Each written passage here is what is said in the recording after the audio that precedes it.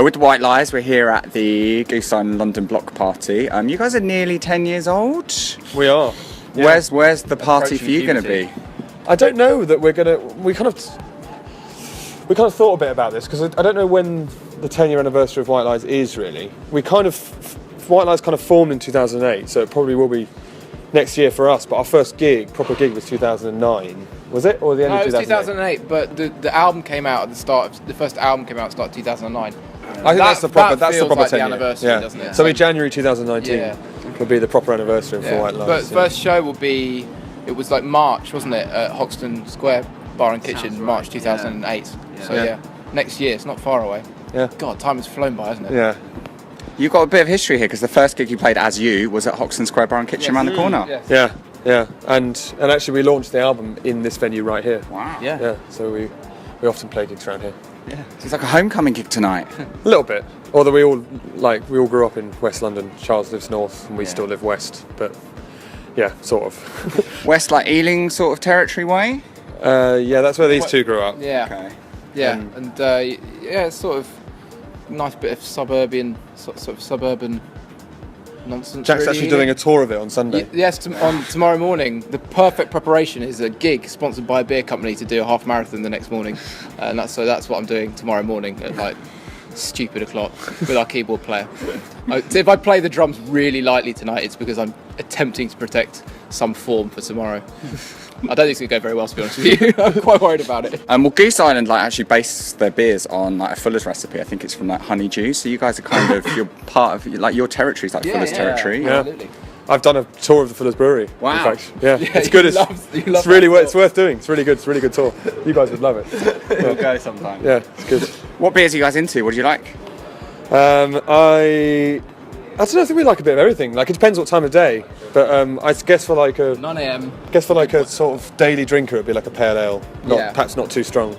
But I don't know. I like to finish the night off with something dark, like a porter or a stout. Also, now it's sort of becoming autumn. It's a good time for like darker beers and stouts and all that sort of stuff. Back to Hoxton, because this is Hoxton Radio, and this is kind of where we are. I actually had your first gig as there on February 28th, which is what it says on the stats. You're right there. Probably right, yeah. Any memories of any February 29th or leap year days? Anything fun that you've done over the history of time on a leap year?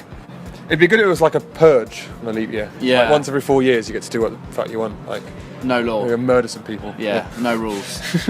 Would it be good though? You just said it would be good. Would it actually be good to do that? Because you could get murdered, but if that was what you're thinking. I'd arm myself to the teeth. Yeah. Has it been a busy summer? What have you guys been up to? You look like you've caught some good colour out and about. We have had we've had a really sort of busy summer. Festivals been really fun actually, and not really been too many dud ones. You know, often in a festival season you'll get one or two just like it pisses down with rain, everyone looks miserable. And the closest we came to that was actually a great gig where we played a goth festival in Germany, and so the crowd was so miserable, but they were really enjoying our sort of misery. It was really a really fun show in the end. So we're out here in the almost sunny sunshine today, and then you guys are playing like the Warehouse Project in Manchester like next weekend. How will you change the set? Will you be different because you're inside and up north and with Manx? I think it probably will be slightly different. I don't know what. Usually our set changes depending on how long it is, but occasionally we'll chop and change like the core of it. I should imagine we'll play a few more sort of difficult songs that like piss people off a bit. Well, today's all about like just entertaining people drinking lots of beer, and so we just play kind of the more upbeat tracks, I guess. Yeah. Upbeat White Lies tracks. I'm looking forward to hearing these ones. And when I say upbeat, I probably mean up tempo. Yeah, the faster ones. Yeah. If you were around in the 80s, a lot of your sound is very 80s-ish. If you were around in the 80s, who would you hang out with, like other 80s bands or artists or acts? Who'd be your mates? Pet Shop Boys would be good, wouldn't it? You need the Pet Shop Boys. I love Pet Shop Boys so much. You'd love them. You have a good time in Soho with those guys. Yeah. I reckon Elton John would actually be in the 80s when he was probably hitting his peak cocaine addiction. peak cocaine addiction.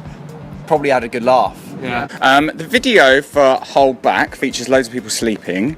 Yeah, it does. Have you ever fallen asleep on transport and gone to anywhere weird, or just fallen asleep in any strange places? Oh yeah, I've done that. all through secondary school was notorious for just being asleep all the time, like in class. Did like a yearbook, and my thing most likely to was fall asleep and never wake up. So it was good. Do you ever sleepwalk, any of you guys? Any other weird kind of sleep? I've done that. Here we fucking go. I sleepwalked once in my life, and it was really terrifying. I had a few light refreshments. It was New Year's Eve. I did actually end up giving up drinking for 11 months afterwards, because we were in, where else would you be on New Year's Eve than a Malmaison, Aberdeen?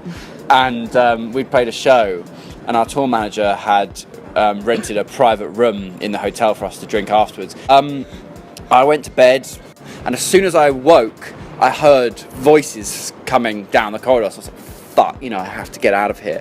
And behind me was just a room that said dining room on it. And it was closed, and I was like, this is my only option. Like, I have to go into this room, and there could be loads of people in here, or there could be no one. So I went in, and there was no one in there, but I remember myself just like swearing profusely, going, like, what kind of dining room doesn't have any fucking like tablecloths? Like, as I was checking out of that hotel, I was like, sorry about last night, and they were like, no, it's great. And we gave them all the booze that we hadn't drunk the night before. We were just like, thanks for being good sports. And they were like, probably just gonna have a few beers and watch the CCTV tonight. So I was like, fair enough, I'd do the same. Sounds great. Well, lads, thanks very much. Pleasure. Thank you. See you on stage tonight. Cheers. All right, nice one. Cheers. Thank you very much. No problem.